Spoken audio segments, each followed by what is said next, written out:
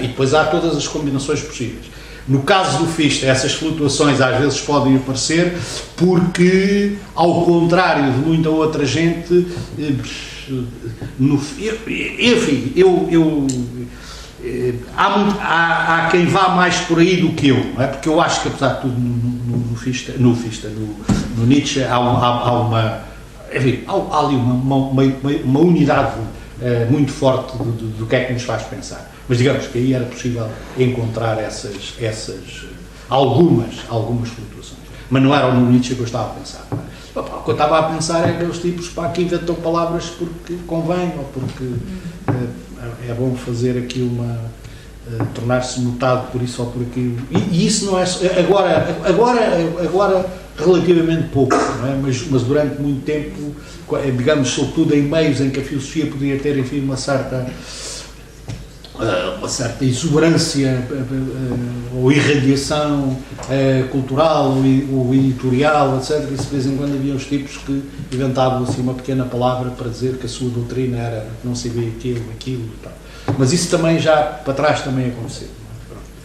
Mas não é... Estamos a ser, basicamente, comandados por pessoas que têm essa abordagem. Qual abordagem? A abordagem de dizer coisas no vácuo, sem fundamento. Isso é outra coisa.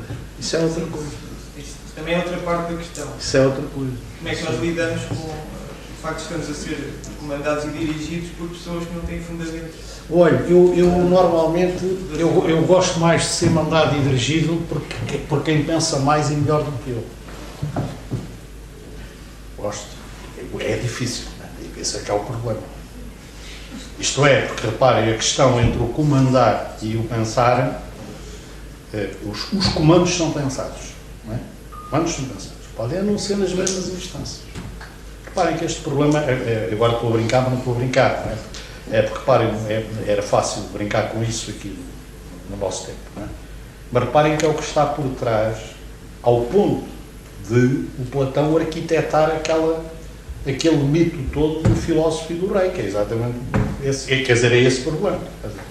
A questão do poder implica que haja uma questão do pensar ou não.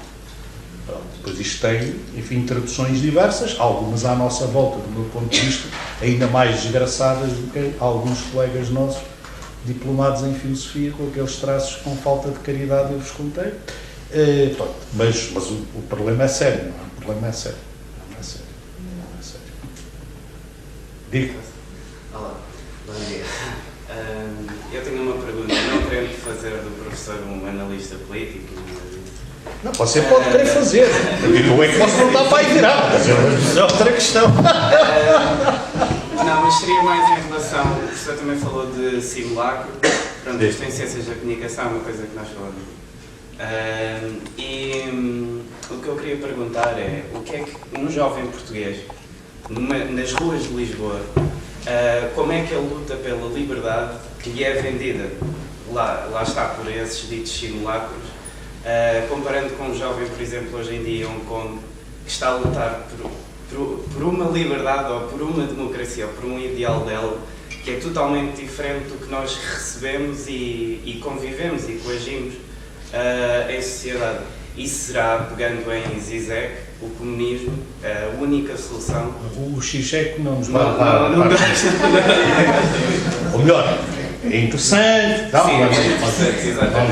não nos vai levar a casa. É interessante, repara, é interessante como muitas pessoas foram interessantes ao longo do tempo, no sentido de que uns com mais coragem, outros com mais farda editorial, recolocam em cima da mesa questões que não estavam a ser abordadas.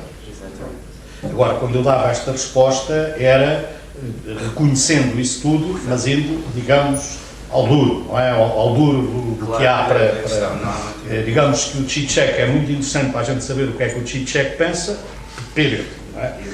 Ajuda muito para o resto. Mas agora quero saber o que Ok, olha, logo uma maneira de colocar isso.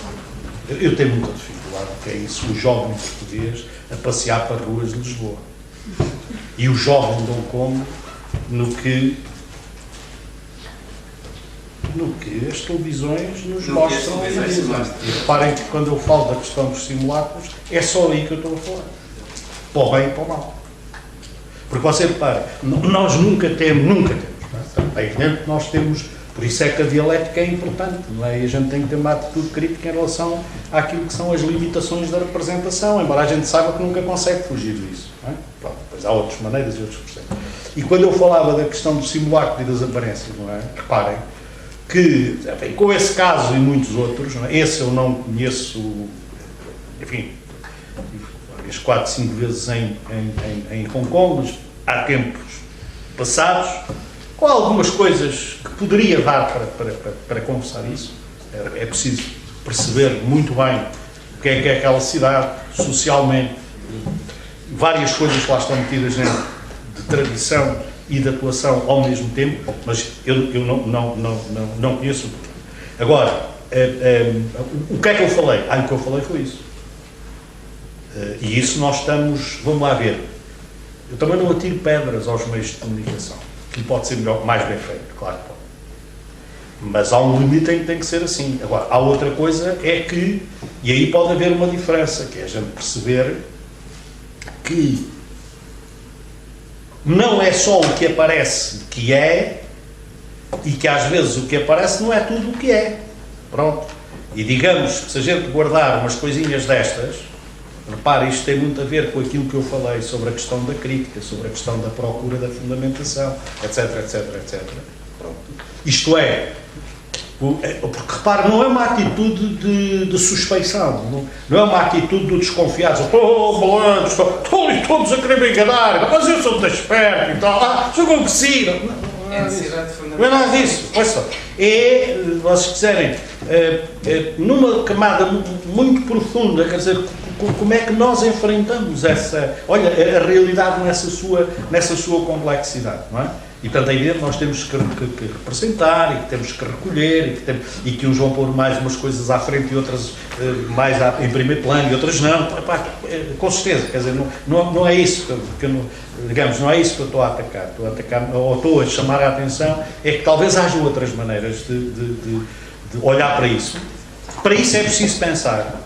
E provavelmente esse pensar não vai ser indiferente. Olha, aquilo que eu gosto de chamar a qualidade de vida. Pronto, é isso. Que não é só o pensar, obviamente, mas se calhar não é indiferente a isso. E a gente às vezes andamos muito distraídos.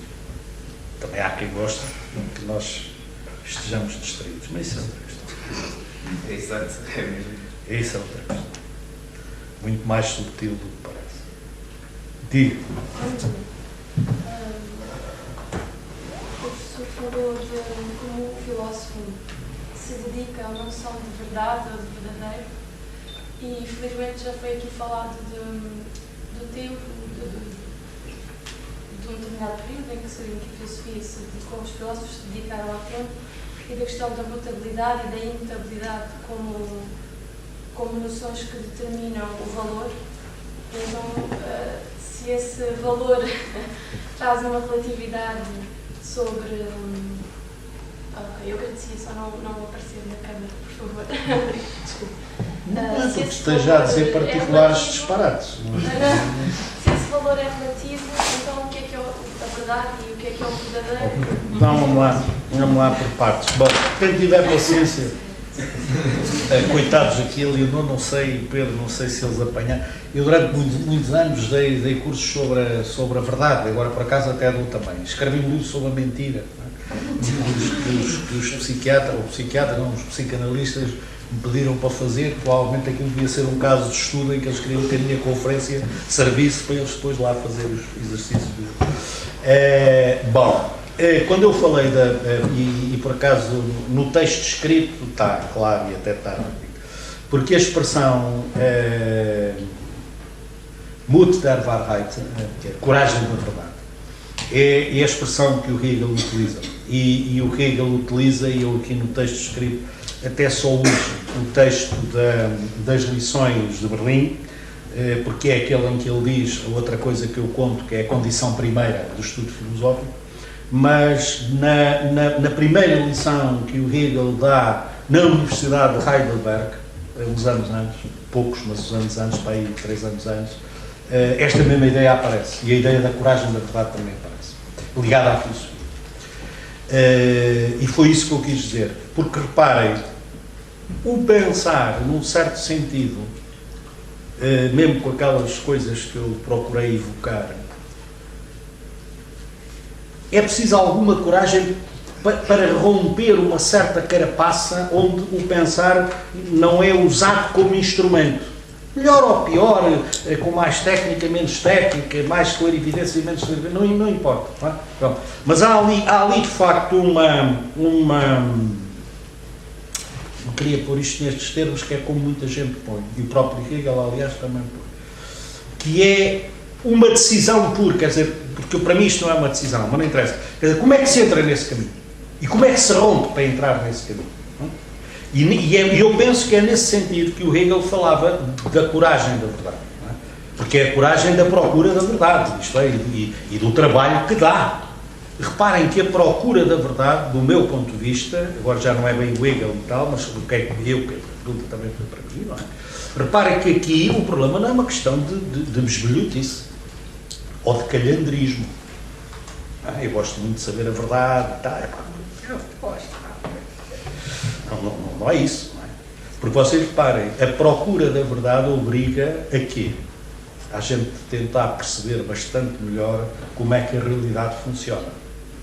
E ainda por cima, uma realidade onde nós próprios funcionamos também, quer dizer, isto começa a atrapalhar. Não é? Mas eu não vos disse que isto era uma coisa fácil, não é? Depois a outra questão, mas isto por aqui tem muitas possibilidades e coisas outras para dizer. O outro ponto que estava na sua fala, que é importante e que eu também não vou tratar, mas posso dizer duas coisas, não é? Que é muito importante, é uma coisa que se debate muito hoje em dia e que, do meu ponto de vista, está muito mal colocado, que é o problema daquilo a que chamou o relativismo, não é? A relatividade já não... Eu não sei o que deve essa palavra, mas... Não, mas repare que é isso mesmo, é isso mesmo. Porque a questão da relatividade, do meu ponto de vista, é incontornável quando nós estamos num contexto que é de complexidade, de relação e de historicidade. Mas relatividade, neste sentido em que eu uso, não tem nada a ver com relativismo. O relativismo significa tudo se equivale, não é? E vale tudo a mesma coisa. Isso é o relativismo. A relatividade é uma coisa completamente diferente. Isto é perceber que as ideias, os valores, o pensar, não deixam de ser alguma coisa que guardam uma relação muito funda, muito estreita e muito séria com aquilo que é o próprio devir da realidade e o próprio devir do ser. E, portanto, eu penso que é possível pensar a relatividade sem ser em termos relativistas. Não é? Porque o relativismo é o quê? Isto vale tudo a mesma coisa, pá, isto é fácil, por exemplo. Anything goes, não é? Lembra-se o título do homem da epistemologia que, digamos, arranjou aí esse buzzword para jogar com isso. Não é? Portanto, não é isso. Porque, repare, se nós não formos capazes de pensar a relatividade, repare, a relatividade não é um menos. Não é uma coisa que diminui.